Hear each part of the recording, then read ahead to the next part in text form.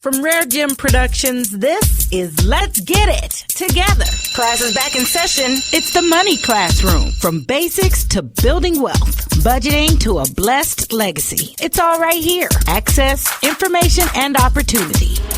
In the classroom, grab a notepad. Today we talk about prospering through the struggle. At some point in our lives, every one of us will deal with tests and trials. Boy, we know it's true when it comes to our finances. Well, it's time to get a handle on that hurdle and get up over the hump.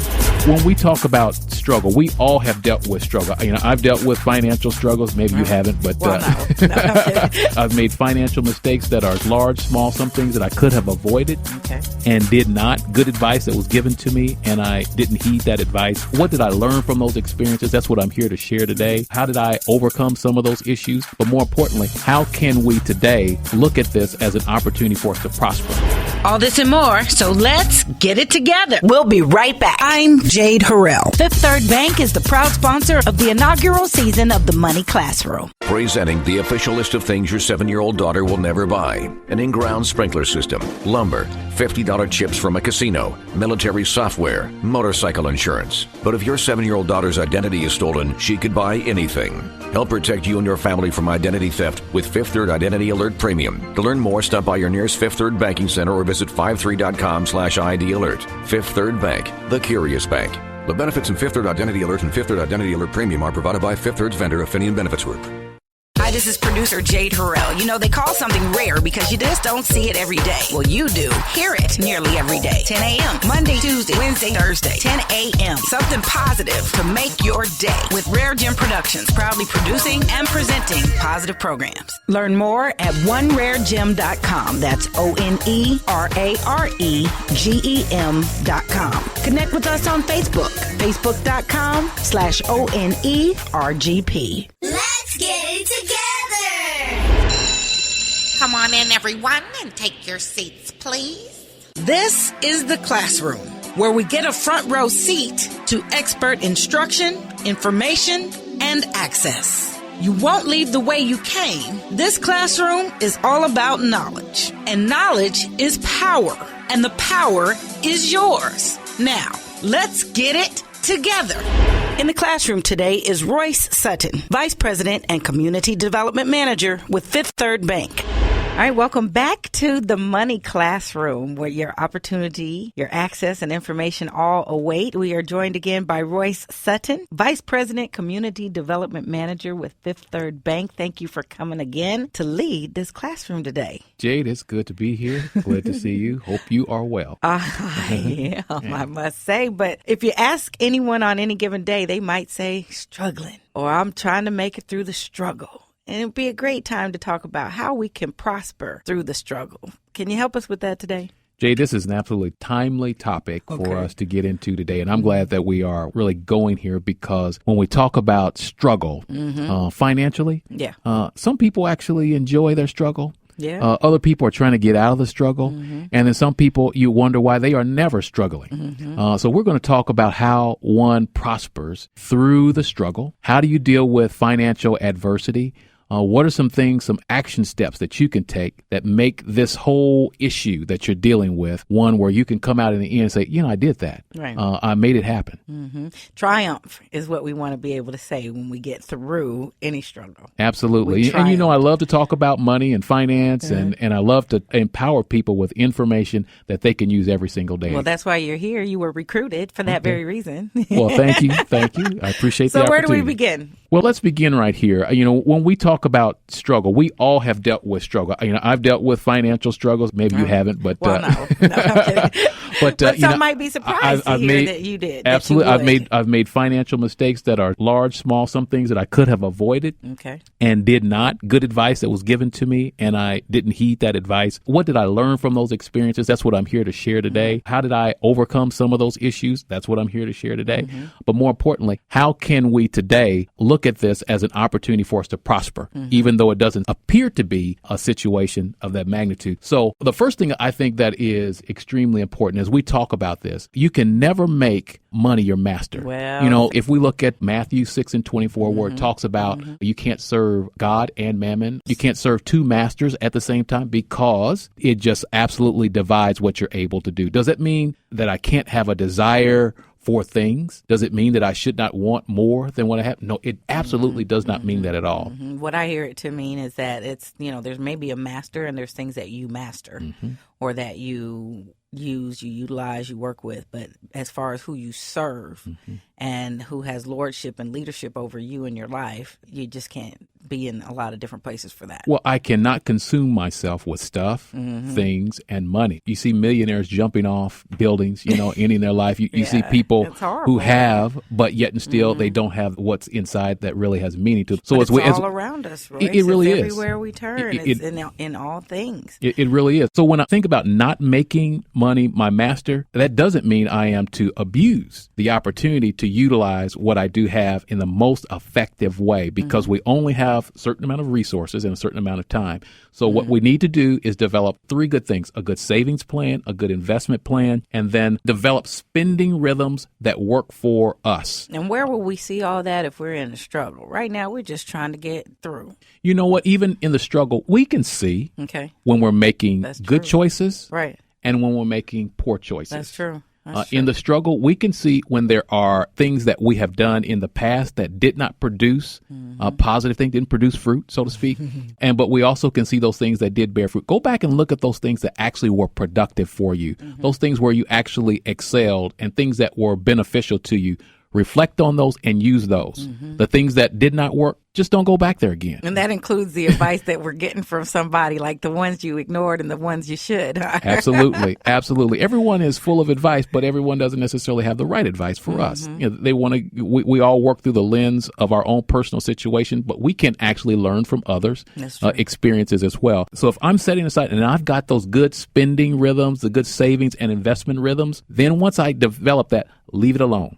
Okay. Don't go back and tinker and try to reconfigure things. Now, from time to time, you can go back and review what's going on, how things are producing, and you may need to make some changes. But if you're going in every single month, every 3 months, and you're making these changes, I need to spend here, I need to save this, you don't need to keep doing that. Okay. Once you get it down, and you're doing it well, it's really on autopilot. And for me, I'll speak more personally. When it comes to a savings plan, I don't go back in and readjust that regularly. I already have it on autopilot. The money automatically comes out of my account regularly, goes right into my Fifth Third Bank account, and I save. You better have a Fifth Third Bank account. And my investment strategy, the money comes out automatically. I don't have to keep going back. Now, if I see some market conditions that may change, I'll go in. See, but you're looking at all these things. So get us in the rhythm of those three things. Tell us how to get started as we get the, so to speak, motor running toward that so we can actually get into the rhythm. First, we're going to start with the right balance that we have with our own personal financial picture. Okay. And when I say the right balance, am I in a situation where I am spending way too much? Maybe I'm living in an apartment that's way too expensive for me. Maybe the car I'm driving is too expensive. Maybe I am not thinking about how I put money away. Maybe I'm not thinking from a long-term standpoint. Maybe I've got smaller kids at some point in time. Maybe they've got aspirations to go on to college or something. Am I factoring all those things in, as well as the unknowns? So if my car breaks down, if the water heater goes out, if my roof is leaking, those are issues that have to be addressed. Those are things that you have to deal with. Those are issues that every single day that are occurring, but we aren't prepared for those. So we can't live our lives as if nothing ever is going to happen. So that balance has to be there so that we understand the immediate, the short-term, and the long-term picture that we may have. Is something going to happen that I had not planned? Absolutely. Is something going to happen to get me off track? It may get me off track momentarily, but if I've got a good mindset on how I want to handle the balance on this, eventually I'll get the right rhythms. That's very important that you're even acknowledging that, yes, stuff is going to happen, so you've got to have something in place for the impact. We're going along and we're reacting, but that's interesting. We're reacting to things, but that should be enough evidence that stuff is going to come. And we have to know that around the corner there'll be some more stuff. Money is not evil. It's wicked. The love of money is the problem. There's absolutely nothing wrong with accumulating wealth, absolutely nothing wrong with accumulating resources. It's just how you handle that. Okay. Oftentimes what we fail to do, the things that we do have, we don't maintain them. Ooh. We have a lot of stuff. We got a lot of things. But do we get our car serviced and maintenance when we're supposed to? Do we get the things on our home taken care of, like cleaning under the refrigerator once a year and getting the furnace checked? The things that we do have, take care of those things, because ultimately it's some of those things that cost the drain on our money. Those are the unexpected things that may happen. Now, you heard that car squeaking and squealing and making that noise for 2 months and you did nothing. Now the car will not start, and you're questioning, why won't it run? Right. I mean, keep it real. I mean, that's why we're here. You know, we really want to keep it very honest and talk about this in the most simple terms. You can go, and if you don't know how to change your oil, somebody else can. I mean, you could get a broom if you don't have a vacuum. There are things we can do. Get that car tuned up every year and make sure that you are performing the maintenance. You know, I have a warranty that I have at my home, and it works extremely well. Anytime something breaks, then it's going to get fixed readily. I'm not going to let it hang out there. It costs. There's a premium to that every month that I pay, but it far outweighs what it will take for me to replace a hot water heater. It far outweighs if I had to replace a furnace. So if you're going to have things and stuff, just take care of what you have, and it will last longer. There's nothing like getting a brand new automobile, that smell that you get out of it. But, you know, do you have that same affection for that car 3 years down the road? When it's now you got McDonald's fries sitting on the seat and it's smelling. You haven't really taken care of what you have. So that's a part of being a good steward. And no matter how much it is, you know, maybe I don't have a brand new car, but whatever car that is that I got, if it was what I got from Aunt Jo or if it's something I got off the used lot. And you may even say, don't run out and get a brand new car. Right. You know, work with where you are. Oh, I absolutely believe in that. But that's another subject. Another show. That's absolutely a full show. That's another show. You know, I think that the other thing is when we talk about handling our life in such a way so that we prosper, we have to learn how to be content with the things that we do have. That's so true. Not complacent, but understanding that there is a certain amount of steadiness that we need to have so that we're not always chasing, looking, trying to find something new that will either thrill us, and most often it's trying to thrill someone else. Am I really purchasing this for me? Am I making this decision for me, or am I doing this in such a way where it is someone else is going to say, oh, man, that is surely a nice outfit you got. That's a really nice house. That's a nice that feels car. Good too, but it doesn't have to be something that you run out and purchase. Tell me the difference between complacency and contentment. Complacency and contentment. Good question. Contentment means I already have peace. I have understanding. I'm really feeling good about it because it's the right decision at the right time. I'm in the right place. So I can feel good about that. Complacency means I have just settled. And irrespective of what's going on around me, I'm not making any changes. I'm not doing anything. And we just can't live our lives in a situation because there's things around us that do change. Complacency also means that I've seen an issue, it may be a problem, and I still choose not to act. That's a state of complacency. And so ultimately what that leads us to is we go from complacency to really having a lack, or we have a situation where we're not prospering. We're actually struggling because of complacency. And some of that comes because of decisions that we've made along the way. We knew it really wasn't the best of decisions. It worked out okay, but we just aren't taking the initiative to then correct that issue that we have. So we don't want to find ourselves where we are complacent. What we want to do is find contentment so that we have the joy that we need. Okay. All right. That sounds good. Taking care of our things, I think, will put it into perspective. The more time and attention you give a thing, the more it grows. And so the value will also grow with it. What else should we be aware of? We can learn from examples around us. There's a lot of good examples, and let's take from nature. One of the best examples on how to deal with understanding what it means to prosper and not struggle is to look at the ant. Little small animal, but if you look in Proverbs 30, it talks about how the ant takes advantage of when it is summer. When it is the opportunity to work, when the food portions are plenty, they spend all their time working, putting away, preparing, and they're eagerly doing what needs to be done. So when the winter months come, then they've got something stored up. So they understand how to save.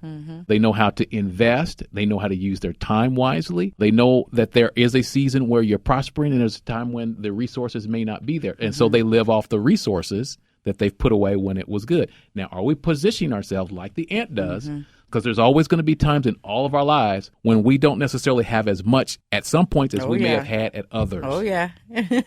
There may be times in our life where that could be week to week in some cases.